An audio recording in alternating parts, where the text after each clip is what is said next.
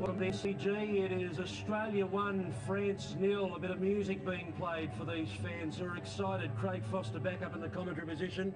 They would have to be excited. Now, that last 15 minutes from Australia was spot on. Explosive, wasn't it? Yeah. We certainly didn't start the game in the best of lights. I think in the first 15 or 20 minutes, France showed really what a top quality side they are. They knocked the ball around quite incredibly well. But as you say, in the last 15 minutes, Harry Kewell started to come into it. Also, Paul Ocon, we know that he's not match fit. The longer the game goes on, he started to get himself involved. And those are the two players that are game breakers for us. Well, let's hope Harry Kewell gets more involved in the second half. Let's have a look at the match stats and see what they can tell us. The scoreline, that looks good, 1-0 over France. Tell us about the rest, Craig. Shots on goal, it's pretty even. Well, it is very even, which is interesting. I think the majority of our six certainly came late on in that half.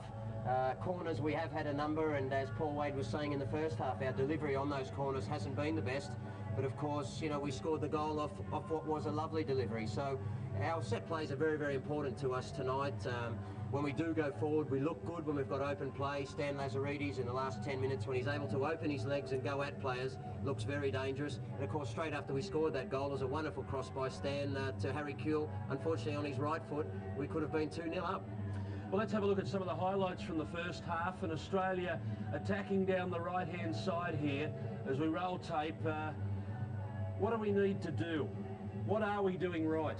Well, here is very correct what we're doing, and we're far higher up the pitch, Greg, and we're able to play balls in around behind their defenders. The first 20 or 25 minutes we're really giving no trouble at all to Desailly and Leboeuf. They're very comfortable at the back. We really haven't stretched them at all. We've only had Mark Viduka up there, and Harry Kewell has been dropping very deep. I think that's the role that Frank has given to him. But if he's going to play that role, then we need to get him on the ball around halfway, let him run at players. When he did that for the Emerton chance, when he opens his legs and goes at players, he's one of the finest in the world. Yeah, we need some speed out wide.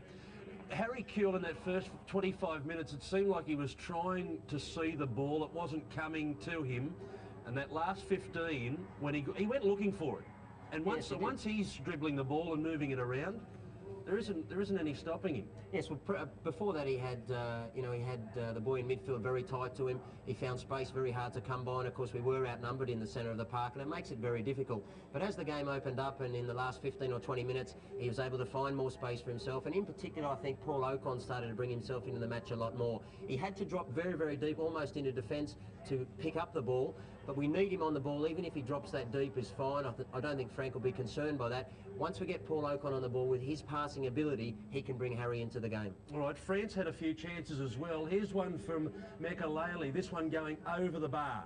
Yes, well, they had in the first 15 minutes, of course, they had any number of chances, and you know, our defence is one of the best that we've produced. We're all looking to see how they were going to go tonight and how they would gel. Sean Murphy is not terribly experienced at international level. He had his first cap only last year in Chile, but he has done extremely well, and his partnership with Craig Moore in the centre of defence has been outstanding, and of course Mark Schwarzer. Yeah. He's been in great form overseas in the Premiership with Middlesbrough, and once again tonight in the first 20 minutes he kept us in the game. All right, let's have a look at Brett Emerton with a chance in this first half.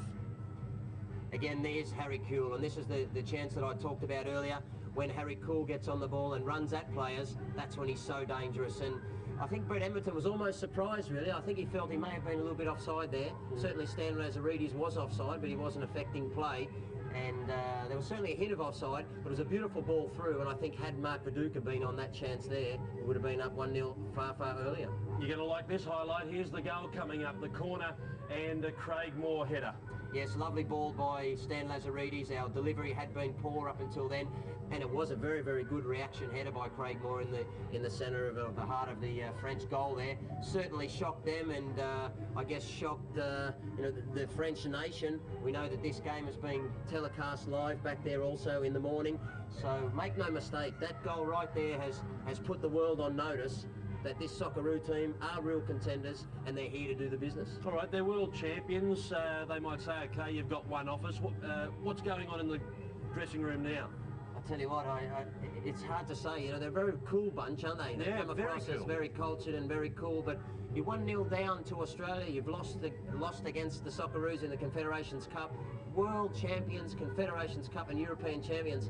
They are smarting from that goal, I can tell you now. The word actually went out from Roger Lemaire. I think there's a bit of overconfidence. Midway through the first half there, the message went out from our spy near the French bench.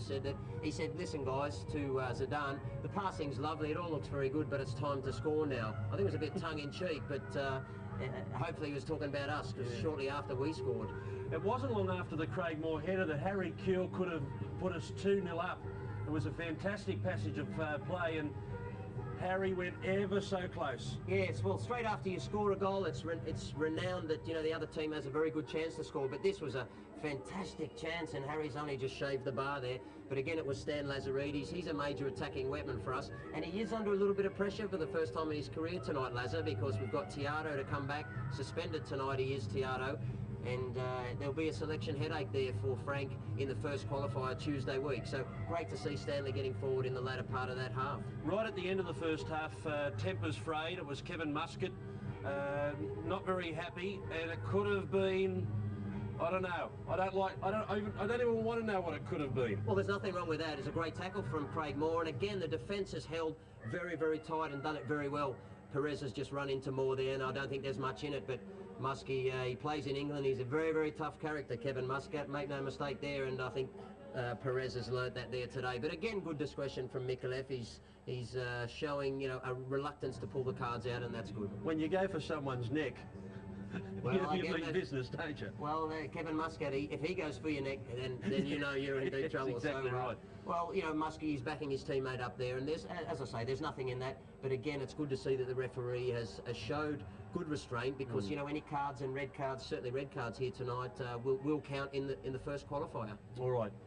We'll take a break. We'll come back with more second half action soon to come here live from the MCG.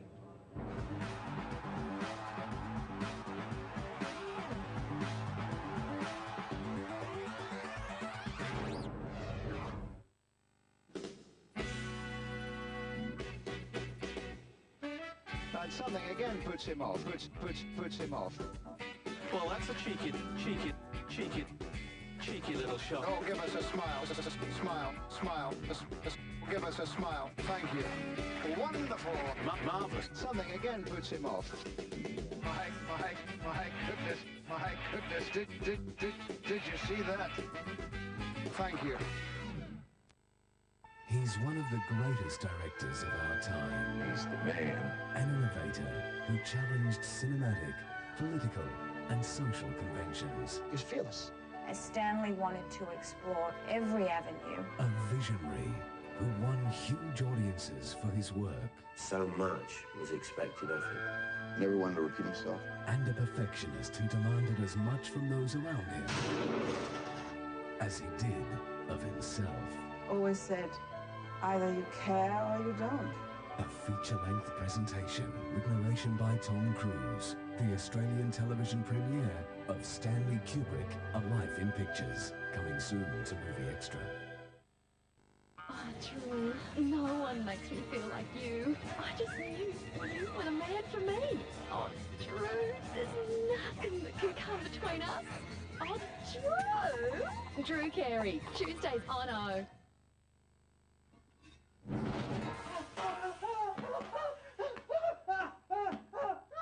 Something remind you to phone New Zealand? With Telstra Homeline Plus, you can chat for the first 10 minutes for just $1. So now you can call more often. For all the news on and off the field in the hottest National Soccer League season yet, catch Soccer Central Monday night on C7 Sport.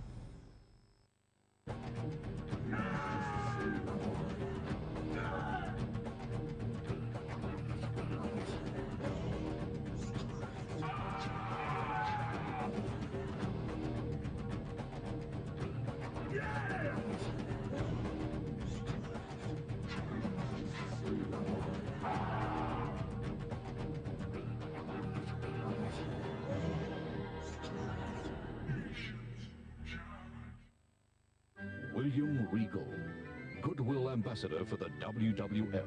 As you know, I am seriously concerned about the lack of culture in the World Wrestling Federation. See what I mean? Where's the Shakespeare? Where's the classical music?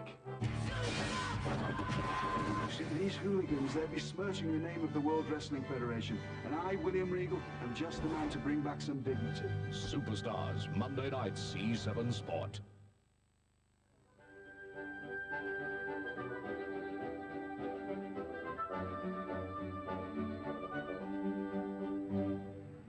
Beautiful pictures of Melbourne, and it's a little bit wet here at the MCG, but 1-0 Australia over France is very, very good at this point in time. As we go back to our commentators, Paul Williams and Paul Wade.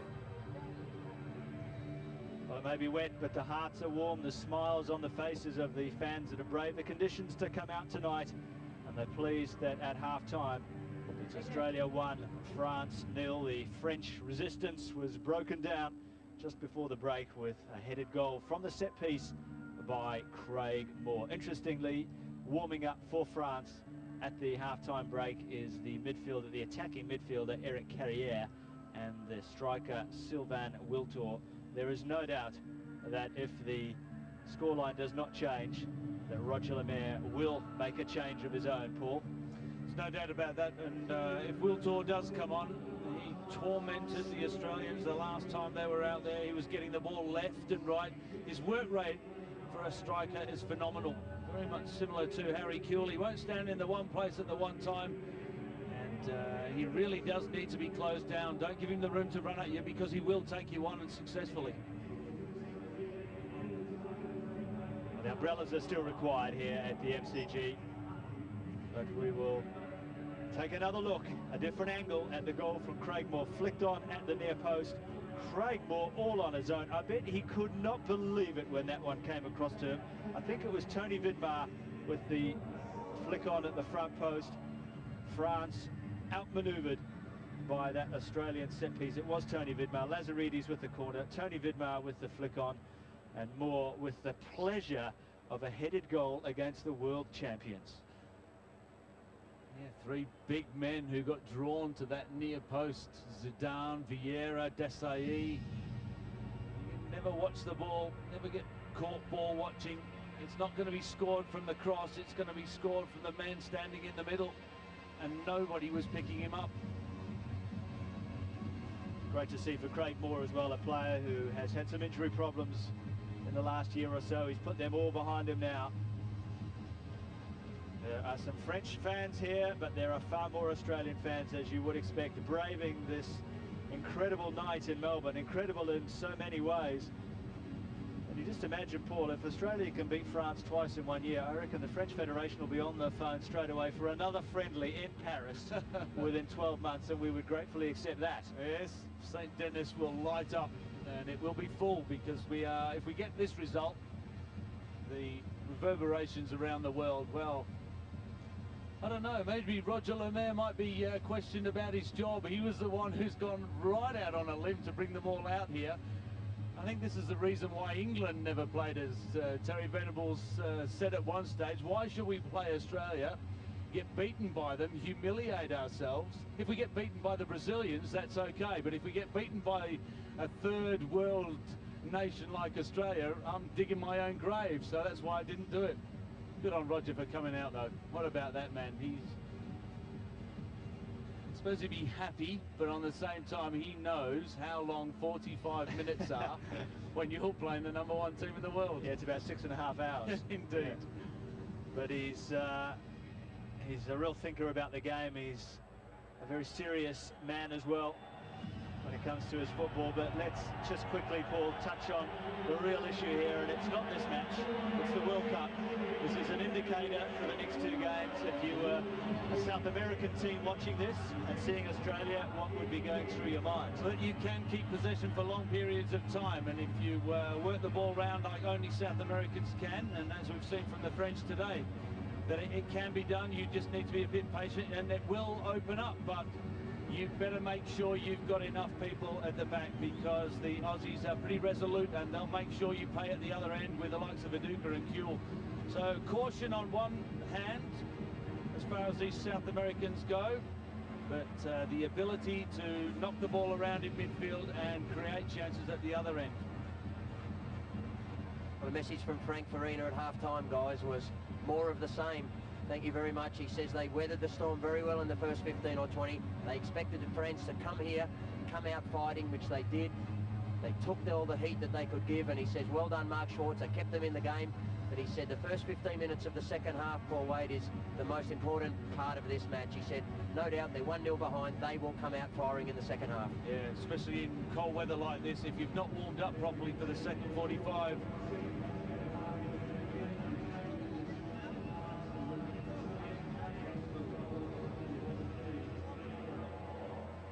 The second half about to start here at the MCG, with Australia ahead of the world champions and the European champions, France. They're watching it live on TV throughout France at the moment, and they're rubbing their eyes in disbelief at the scoreline, I'm sure.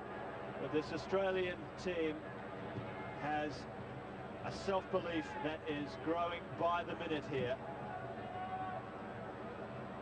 No changes for either of the two teams, though. Wiltor and Carrière, the two players warming up for the French at half-time. And this is Dugarry playing it across, and it trickled into Schwartz's arms with Trezeguet waiting in the centre. Roger Lemaire. What did he say to his team at half-time? I can imagine it wasn't too pleasant. To go down to Australia twice in 1 year would be embarrassing for him. There's no doubt about it. There's no other word for it either, really. It would be embarrassing and humiliating. But Ocon has a little bit of a problem at the moment. Paul, our spy in the French camp, near the French bench, says that at half-time, Lemaire has torn strips off his team, and he's not happy with the boys up front. And the word is that Anelka, Carrière and Wiltor are all warming up, and they will come on in the first 15 minutes of this half. Well, when that first attack started from the French, they had 4 players in a line alongside Craig Moore and Murphy, Vidmar and Muscat. So if that's any indication as to the next 45 minutes, we're in for an absolute beauty. Well, the more that France push on and push ahead on Australia, the more the Socceroos can exploit this real counter-attacking quality that's come into this team. We haven't really seen many Australian teams in the past that have been great counter-attackers, really quick on the break, but this team certainly is. A little bit more space perhaps too for Harry Kewell. Lazaridis, what can they do with this corner? A run-up chance for Lazaridis to take the cross. France push out, player free at the far post. That will be easy for Barthez.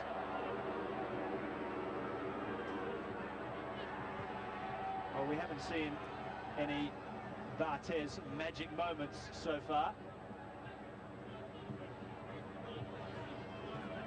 Apart from that wonderful save by him on Brett Emerton. Get a magic moment which can be quite brilliant or perhaps a little bit embarrassing. Carambert is in possession. Zidane. We're expecting him to step up in the second half. Makaleli.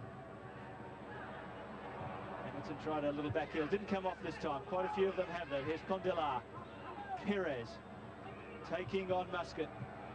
That's a nice pass. Perez again. Across. A goal. And it will count. The flag stays down. France have equalised. Well, I'm asking a big question here. Was it offside? It happened so quickly. We will need the benefit of a replay, but it was a great move. Condelar had Perez outside him. He took on Muscat. Closed down the 7. Yep, the number 7 we're looking for. In line, Paul? I think it was a fraction off, to be honest. Well, it doesn't matter what I think. Trezeguet knocked it in. It's 1-1.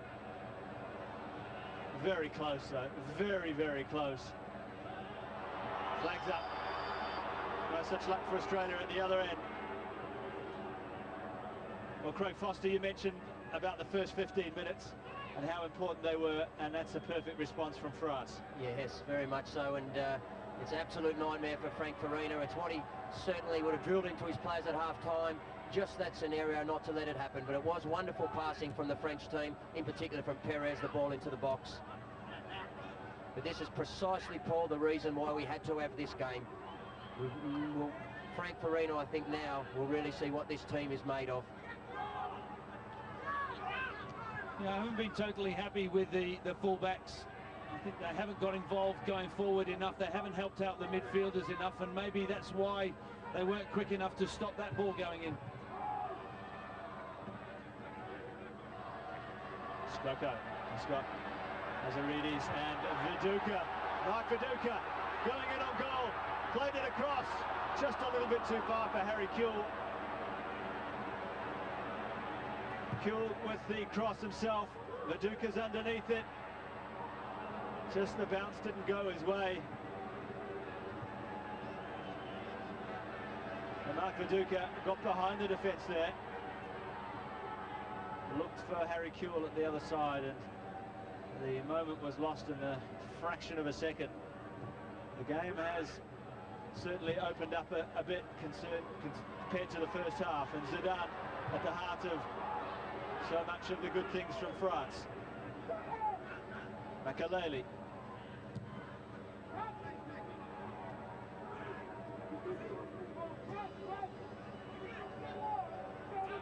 Makaleli goes back to Leberth.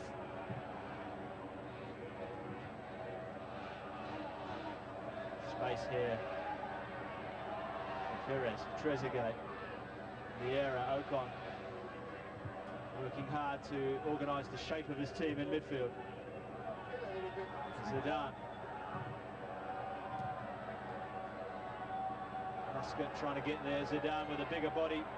Muscat did very well to just nudge the world's best player off the ball there. The way the France have started the second half, it could be a long 45 for Australia. Very much in a similar vein to the first half, with all of the possession to the men in white.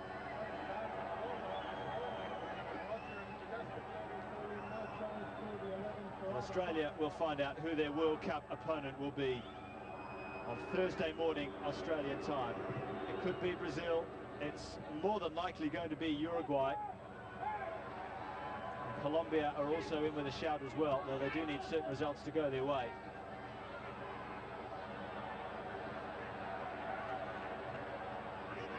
Oh, that's a mistake. Condela, well over the bar. Edson Condela plays for Italian champions Roma in Serie A. He's probably regarded as the best left-hand sided player in Serie A, or certainly in the top two. Muscat rarely gives the ball away, but it was a mistake by him there.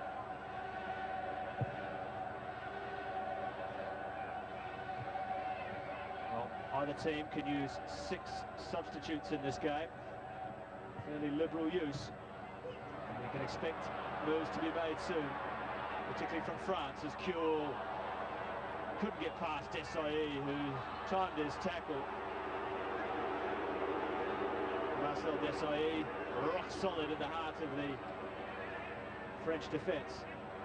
And Kewell furious that he didn't get a throw-in. France forward, Zidane could go alone. Australia stretched at the back, Trezeguet is with him. Here's Perez. And that will be a goal kick.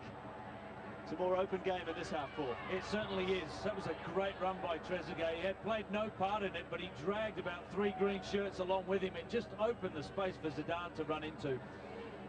I don't know what you can do. I mean, Makaleli is in there, Vieira's in there, Zidane is dropping back in, and you've only got Paul Ocon and Skoko, who are more creative than defensive, and they are just getting torn apart at the moment. These two fullbacks, Kevin Muscat and Tony Vidmar, have got to get more involved.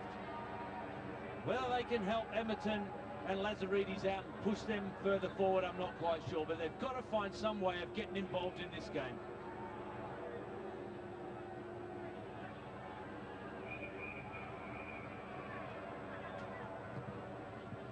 Just over the head there of Trezeguet. Or Muscat now finds Emerton.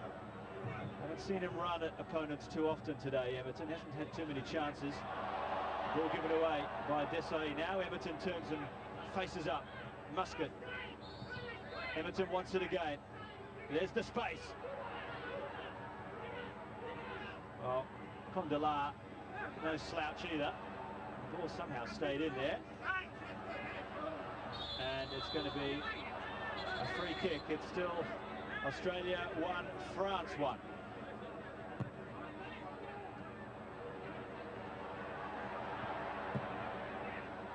Ball given away by Condola. A favour return from Muscat. Dugarry. Oh, that's a challenge that was late by Muscat, and France not happy about this, and I can understand that. There's a card out, and it's all on here at the MCG. France and Australia. Well, even the substitutes are involved.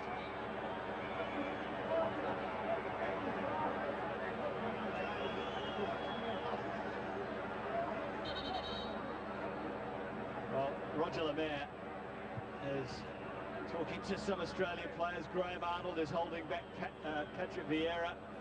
Dugarry, meanwhile, is down. Barthez has come all the way.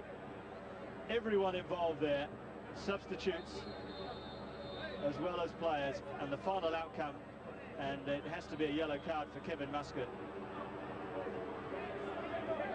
Well, he's a very lucky man, Kevin Muscat. It was a disgraceful tackle, but what happened to incite the rest of it, I'd like to know. I mean, that is an ordinary tackle. Kevin will put his hand up for that, but he doesn't usually get angry. Somebody must have... Well, if they've only said something, then Kevin is very lucky to be on the park. If they've done something to him, then that might be a different story. If they've incited what he did, but if they've only said something, then Kevin Muscat should be a bigger man than that. Well, I would hope too that he's being reminded that a red card in this match means suspension for the World Cup qualifiers, which is more important than anything else that's at stake here. And Dugarry is really hurt. He's genuinely hurt, no doubt about that. Frank Farina is laying down the law to Paul Ocon about what's required now in this situation. I think that was more tactical than anything else, but temperament-wise, there is some calming down to be done out there. It's an opportunity for Farina to talk to his player, and the two captains, Marcel Desailly and Paul Ocon, having a bit of parley of their own.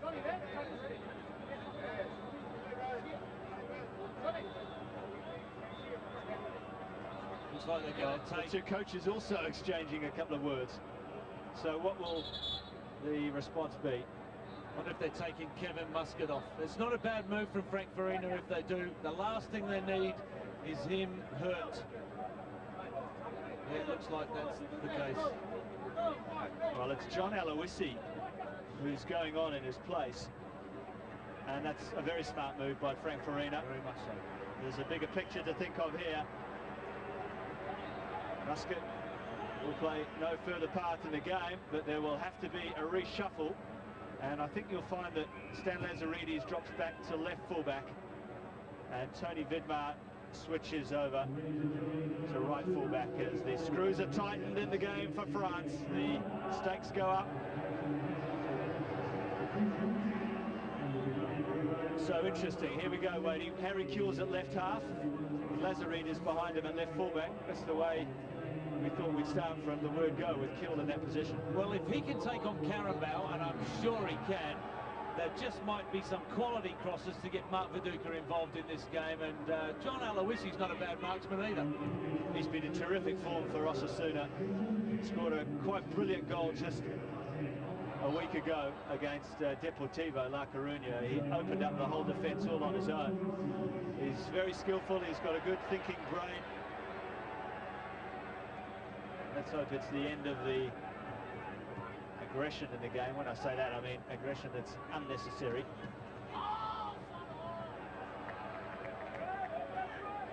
He'll be a handful now, Bill Tord. As I said earlier, he'll get the ball, he'll run at you, he'll play left wing, right wing. He'll be in the middle. He'll go back into midfield. And now he knows he's only got about half an hour to play. He just might do twice as much work. Just to confirm, Sylvain Wiltor on for Christophe Dugarry.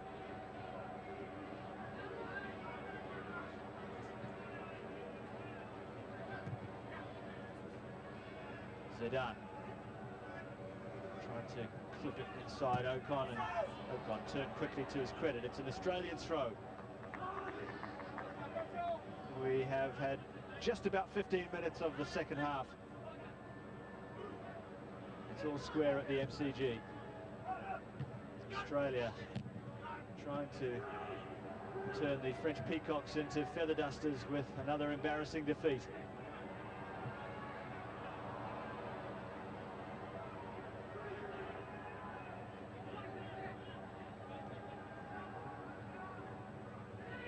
Berth can hit a 40 or 50 metre pass from that position with the greatest of ease. Zidane with the gentle touch, and that's gone out.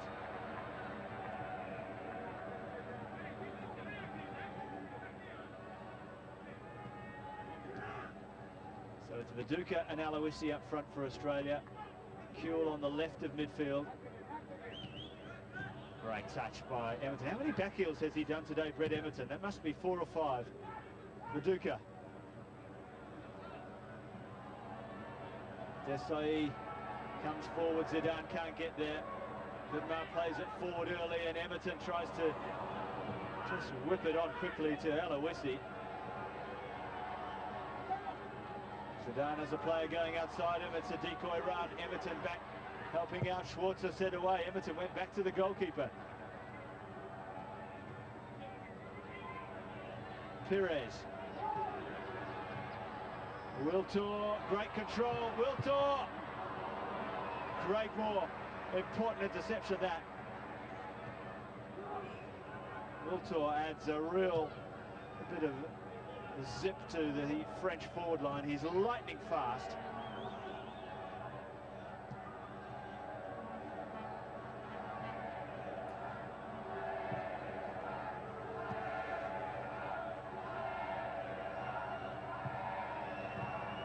Zidane closed down quickly.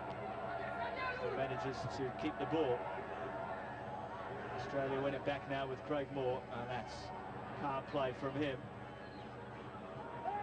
Skorko goes back to Schwarzer. Was there something off the ball there? Trezeguet or Moore, or was it an accident? Moore went down anyway, and the crowd saw it.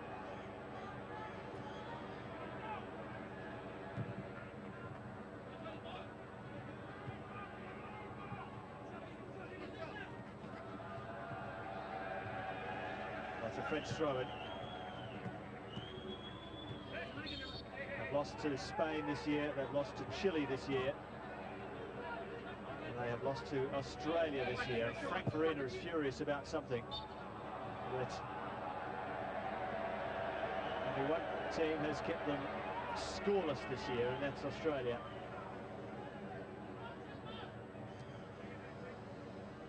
But Emerton has been bringing out some party pieces tonight. That's one that didn't come off. Most of them have done.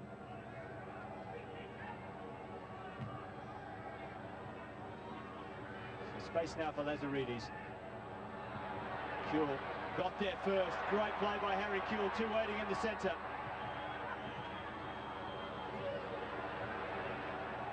Emerton. Flags up. One count, even though it just goes over the bar.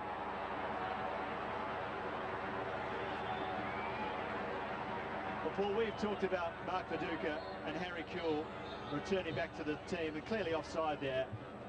But Emerton, on this sort of form, is of that same calibre. I think he's got another cog to go up. The last time they played, he was far more influential than he is tonight, and you can see how much trouble he's causing tonight at times.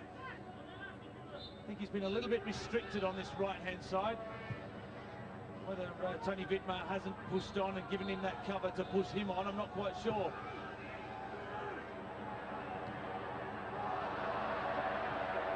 Condola could not take the ball with him. Emerton trying to take advantage of it. Here's Viduka. There's a whistle in the crowd there, and it certainly made me hesitate. I wonder if Mark Viduka just hesitated there as well. It looked like it.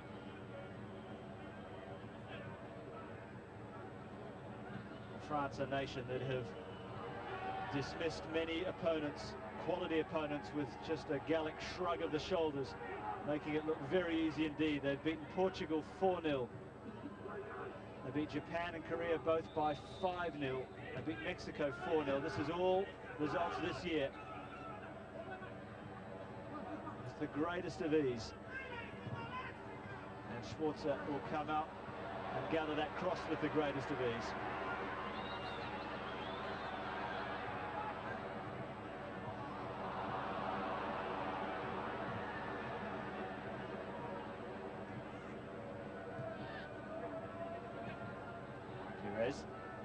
Got it back off Paul Ocon's foot there.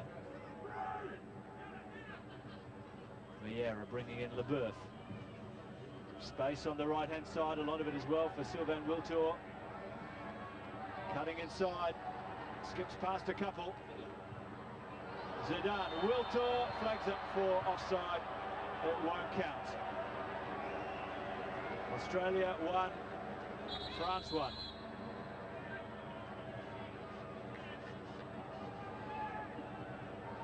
Wiltord, clearly offside, though there was a certain similarity to that move as the first goal, and France make a couple of changes. Makelele comes off, and Carrière is coming on, and Nicolas Anelka is about to come on as well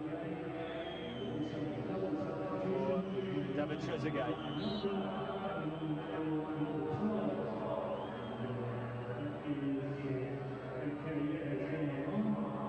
Three substitutes used. Oh, it's a mistake. Nicolas Anelka gifted one there.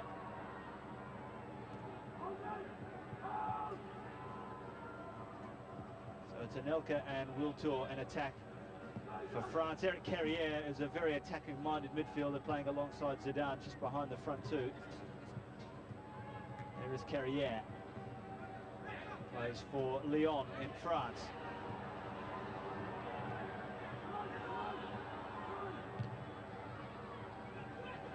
Viduka is involved, and that's a ball from Aloisi. To Aloisi, rather. It was intended by Mark Viduka. Ocon, look at the space here for Kuehl on the left-hand side. He'll have a go at Karambeu. Karambeu just got a touch on that. That's a foul. Petru Vieira came in very quickly to support Karambeu. The danger of Kuehl is there for all to see. The decibels just go right through the roof, don't they? Every time Harry gets it. Why not? He is so positive with everything he does. He's got the ball at his feet, one defender in front of him. I'm going to have a go at you. No hesitation at all, absolutely none. So, Australia with Lazaridis. They scored against France from the set piece in the Confederations Cup. They scored from a set piece for a first half goal here.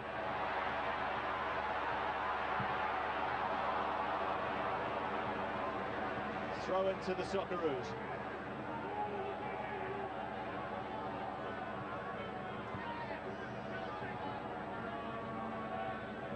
Well, there's an interesting comment from Roger Lemaire during the week that he said that the quality of Australia as they win a corner is not individuals like Kuehl and Viduka, it is their collectiveness, that as a team they truly are a well-oiled unit, and their spirit and comradeship really serves them on the pitch as well. That was the strength and that was the spirit of this Australian side. Well, he's got the look of a worried man, Barthez. Lazaridis' corner was the source of a first half goal.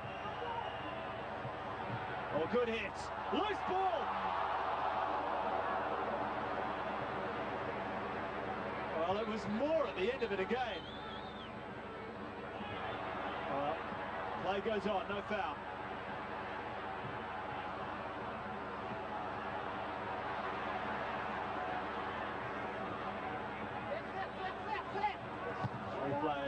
It's fallen nicely for Vidmar. Australia keeping possession well. For the moment, anyway. And now France with their own pacey attack of Nicolas Anelka. He'll have a go at Moore as well. No cover on Moore. Anelka coming in to run at him, and that's a great challenge. A lot more space now out there, Paul. Yeah.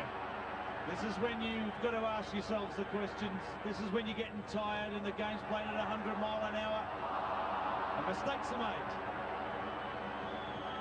Perez. Zidane going outside him.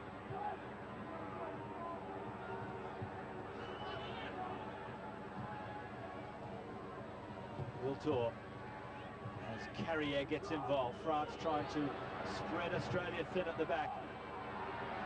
Skoko nowhere ready to go forward, and that's another loose ball from Australia. Carrier. Now, what's on? Moore. Onside is Kuhl. Aloisi's waiting in the centre. Viduka's holding back a bit on the edge of the area. Kuhl goes past one, but couldn't get past Leboeuf. It's a favourite of his, isn't it? You knock it one way, you go the other. But I mean, how can you stop it? You know what he's going to do. You're backing off. You know you can't dive in because he knows when you're going to dive in, and he'll just knock it. And if you touch him, he goes down for a penalty. You're gone.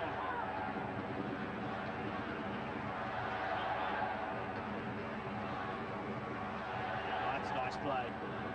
France playing their way out of a tight spot, but not completely as Australia take over again. They've got control of the game, really, Australia now, probably for the first time in the match.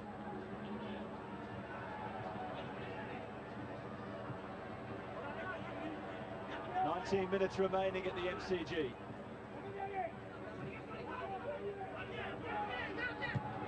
Gondala goes back to Barthez. The crowd want him to come out and just do something, don't they? Slip over, miss kick, something.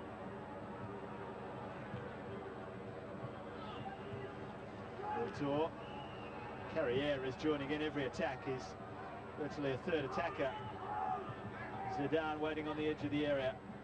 Zizou is his nickname. You hear the players calling Zizou every time he gets the ball. Carambert, good cross. Murphy's a big man and a hard man to get over. Emerton. And we're really for him to go. That's a mistake in a dangerous place. Zidane. Well, Emerton made up for the error.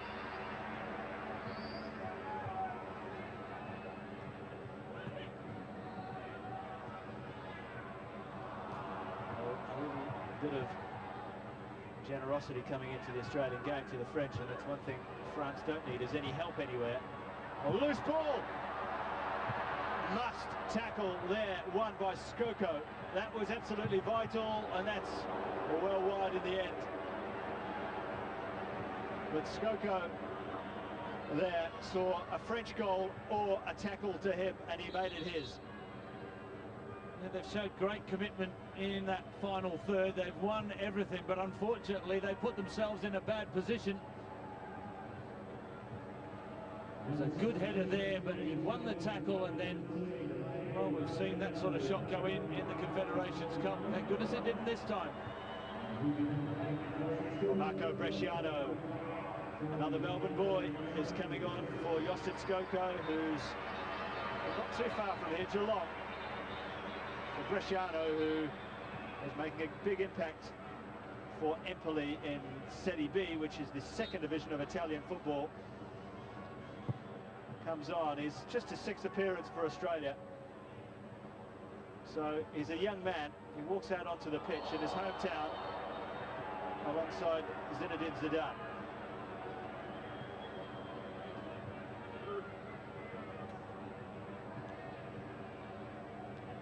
Karambeur guilty of another foul, this one on Viduka. Clattered into the back of Viduka, really. It was an immediate apology, but Viduka will have felt that one. And we're really for more to go. France push up. Australia go all the way back to the keeper.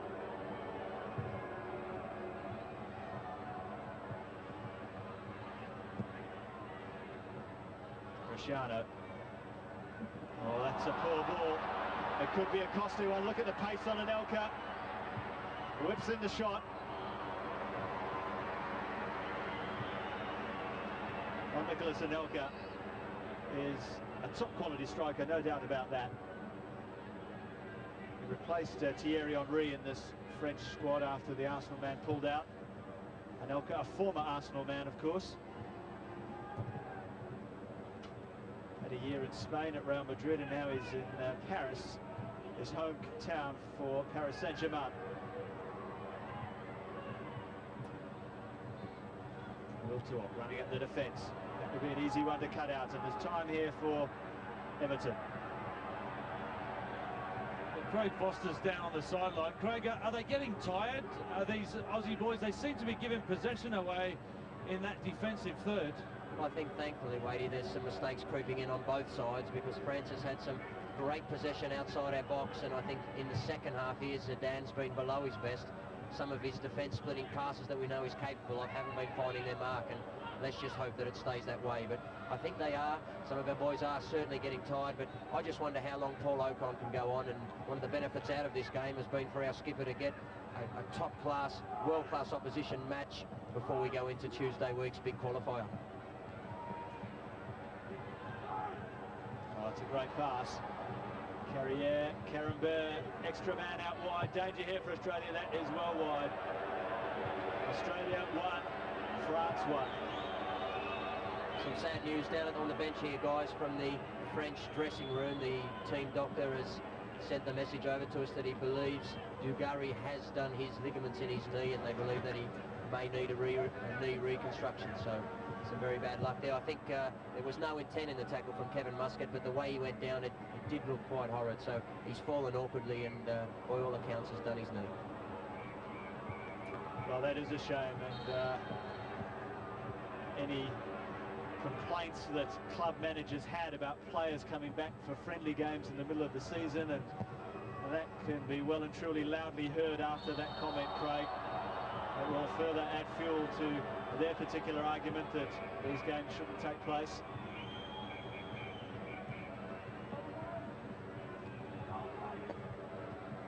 France have a free kick with Anelka making his way into the area. About 13.5 minutes remaining in the match. Carrière to take it. Take it short. That'll give Australia a chance to push out, but they don't push out particularly quickly. Harry Kewell on the ball.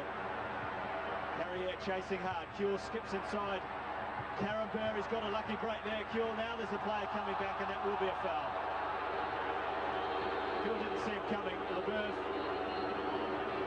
Well, it's an interesting one, that, because Kewell and Leboeuf go back a wee way with a bit of history there. Leboeuf was sent off for tangling with Harry Kewell a season or two ago in the Premiership.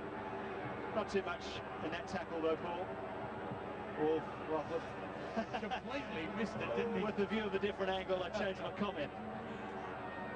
It was good to see Brett Emerton getting up there to support Harry on that occasion. Aloisi was there as well, so they did have numbers.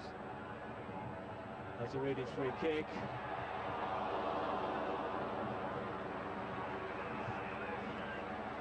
It's a corner. Now Murphy with this incredible run of goals of his. He's a central defender. He's not allowed over the halfway line in the old days, but he's got himself 3 international goals in 15 games from corners, from free kicks. That's where I'd be putting my corner on if I could aim for any player. It would be Murphy. It's gone low to the near post.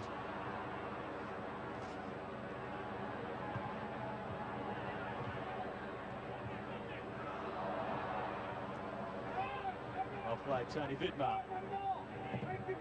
Emerton. Long to Viduka. Leboeuf there again. And that's a foul against John Aloisi.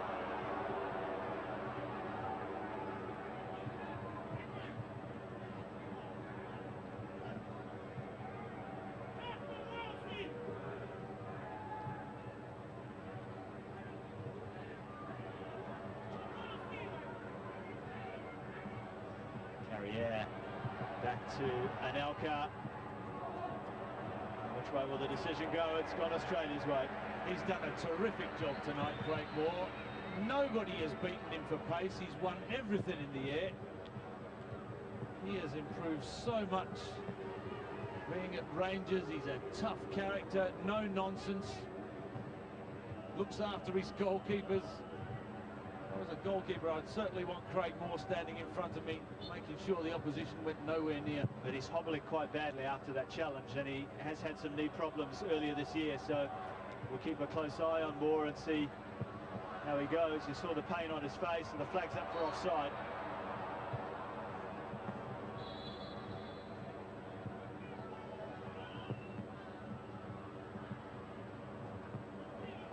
Well, this is Alain Bohossian, will be replacing Zinedine Zidane. Well, I for one say thanks for coming, Zidane. It's a pleasure to have you here. There's some lovely touches in the first half, and Alain Bohossian takes his place as Zidane moves to the bench.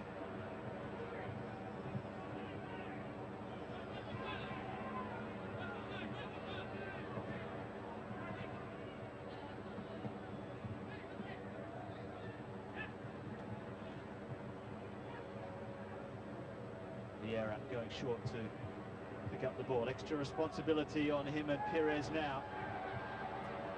Moore is still hobbling his way back into the area, and it's a good shot straight at Schwarzer.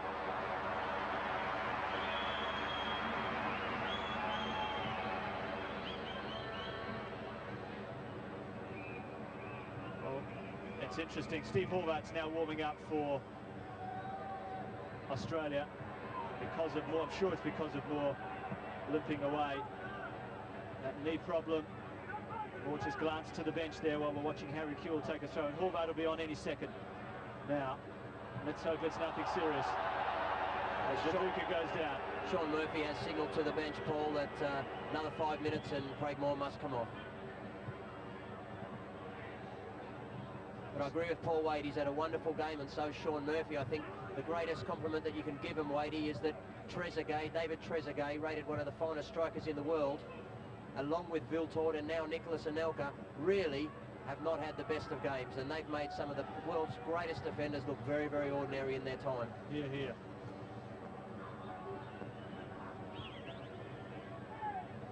Well, a couple of changes coming up, one for France, one for Australia.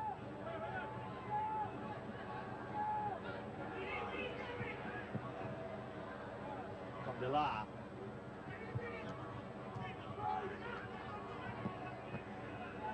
It's a loose ball which Australia will take advantage of with Viduka. Aloisi's charging forward, he checks his run.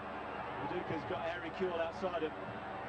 That's in behind the defence. Kewell at full pace. Karenberg got there first. There'll be a substitution here for France, with Silvestre coming on. Craig, you're just a bit closer to Craig Moore than what we are here. How do you see his situation? He has signalled earlier, and so did Sean Murphy, that he does want to come off. He's been pointing down to his foot and shaking his head, so it's clear that he has picked up an injury. I think he'd be more than pleased with his contribution, but the big point for me in the second half, talking point, Paul, has been the contribution of Harry Kewell. The trouble with the guy is he's just so gifted that he's fantastic up front.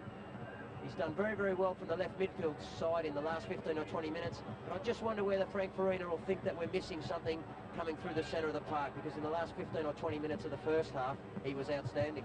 Well, you look at the two players who would normally line up there, and Scocco and Ocon, and neither of them are that penetrating type of player. Perez still hoping to find a winning goal for France. Bresciano forced to do some defensive work. And I'm thinking of teams of old. Paul Ocon, when you look, Aurelio Vidmar was that type of player, wasn't he? He had the ability to run 50 metres of the ground just to make sure that he'd get on the end of it with a cross.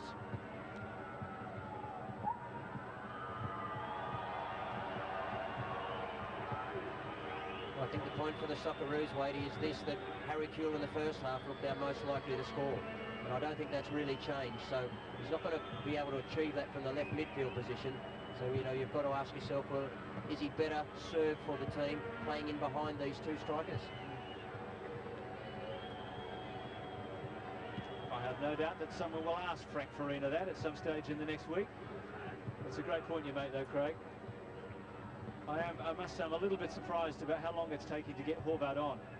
If Moore is really struggling, I mean, the World Cup game is about 9 days away. They've got Tony Popovic also injured at the moment. They cannot afford to take any risks.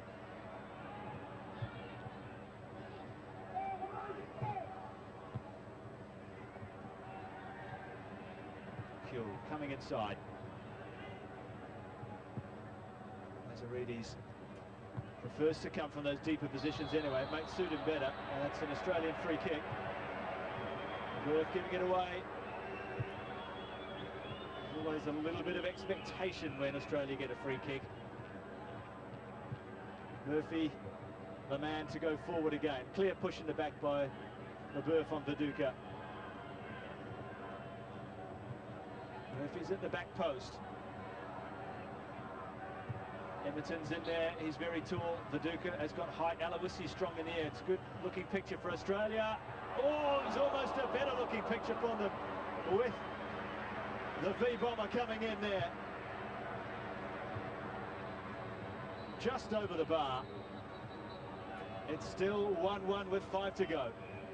Well, uncontested, he would have put this in the top corner, but there was some heavy traffic in front of him. All the white shirts pushing and shoving. It's just a matter of seeing if he could get his head on it in the end.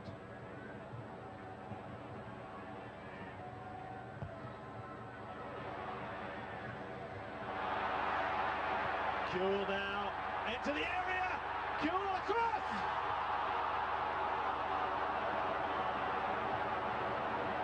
Well, he made something out of absolutely nothing, did Harry Kuhl.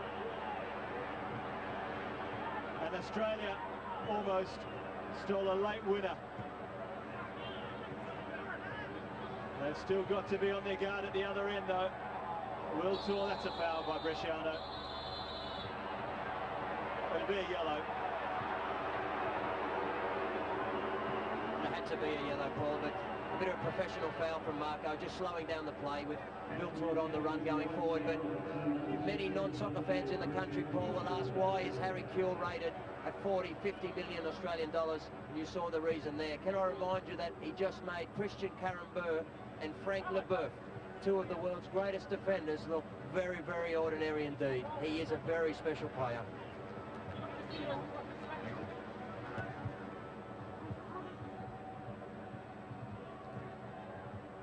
So 3 to go at the MCG. Australia have really had more of this second half than they did the first.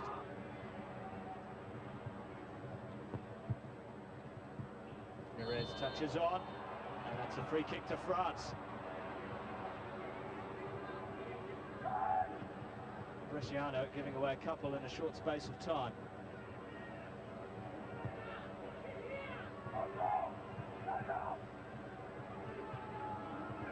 The rain has not stopped throughout the entire match.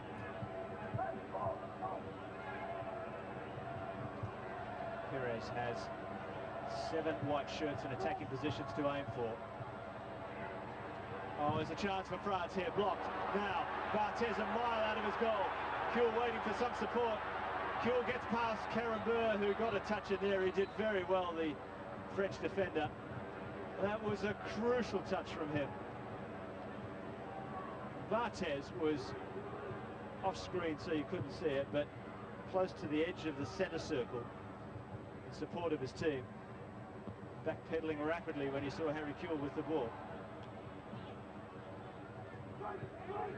Oh, opportunity for Carrière. Pulls it back, Perez! Bresciano with a block he knew nothing about, but it was very well hit by Perez. Still France looking to finish off the game. Australia with the same thoughts in mind as Aloisi breaks. Emerton, the man on the right-hand side, will keep it in. Silvestri, one of the quickest defenders in England, and he takes the ball off Emerton there.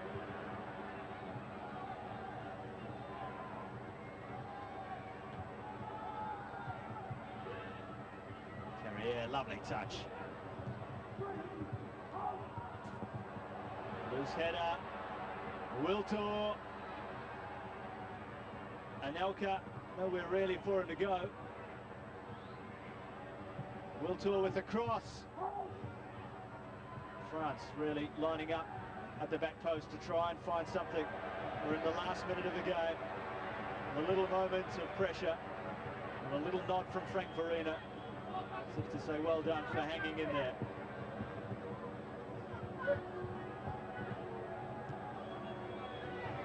Graham Arnold, the assistant coach behind him.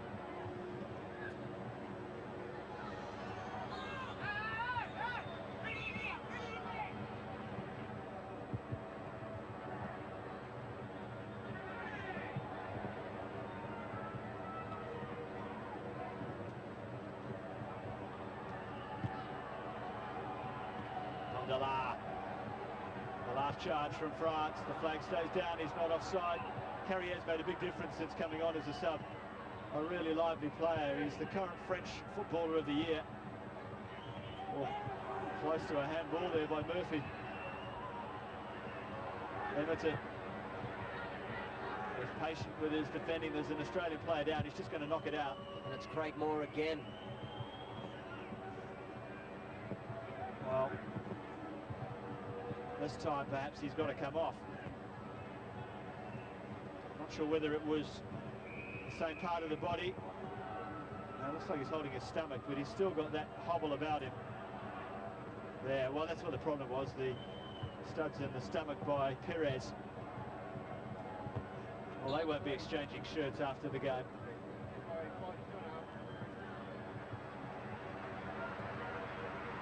Involved in that first half altercation, the two players.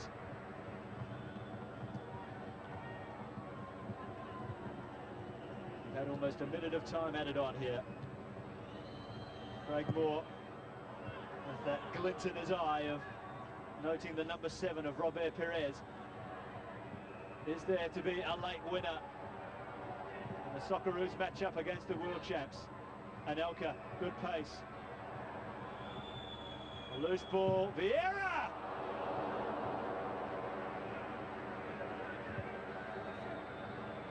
Well, there was no holding back, no point in doing that. He really hit that one beautifully. Anelka with the early damage. Schwarzer had it covered, even if it had gone underneath the bar.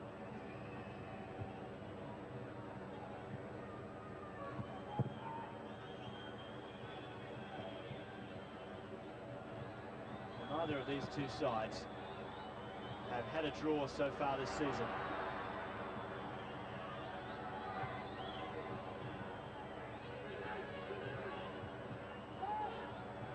Still a minute or so to go in the game. Draw for Australia would be quite a wonderful result. Or maybe it's not going to be one. Maybe Aloisi can finish it. He's gone down. The crowd baying for a penalty. There looked to be a nudge in the back of Aloisi there. That foul is given.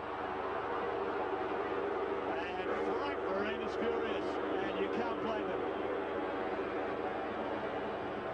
Aloisi, the ball broke beautifully for him. He was in the area. That's a penalty. Not given. Everton now breaks for Australia. Still drama left in this game. It's a deep one. Barthez is struggling to get there. Aloisi will get there. Kuhl's just holding off. Aloisi plays it to Kuhl. The Duke is waiting in the centre. This is Bresciano Ocon. Vidmar will keep it. Australia don't want to lose it there.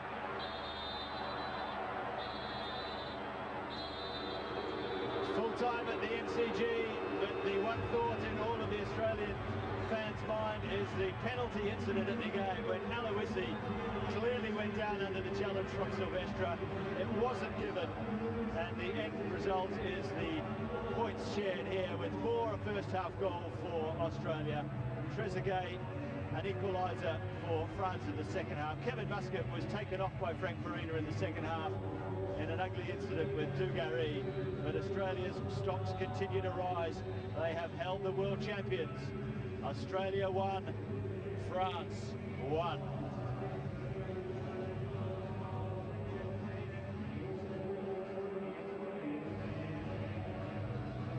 Well, that is the sort of result that will make the rest of the world take notice, particularly in South America. This was a real deal. The top French team, the best team in the world, and they have been matched by this Australian side. To the Australian side that has real flair about it as well, and we will cross now down to the touchline for an interview. Thanks very much, Paul. Down here on the skipper of the Socceroos, Paul Ocon, who must be very happy at the end of 90 minutes to play so well, so disciplined, and to get a good result like that. You would consider that a good result? Yeah, I mean, going 1-0 up and then conceding a goal just after half-time, I think we're a little bit disappointed with that, but at the end of the day, let's be honest, the result wasn't the most important thing. Hopefully there are no injuries, everybody's gets through it okay, and look forward to coming back in 9-day time to qualify for the World Cup. There's going to be lots and lots of questions, both in the squad and in the public, as to where Harry should play. Where did you think he was most effective tonight? I think Harry can play anywhere, I guess. He showed out wide that he's very, very dangerous when he gets a lot of space. But I think we need him up front with Dukes. Hopefully, he played a big game. And on a more personal note, how did you feel out there, considering you hadn't had much match time? Yeah, I felt okay, and hopefully I'll be fit for the next game. Thanks. Thanks very much, Paul Ocon. There you go, the Australian skipper, grateful to have 90 minutes under his belt. I'm sure he came into this game a little underdone with things, but he can walk off the pitch a proud man, a proud Australian captain with the way his team has played tonight. Australia 1, France 1.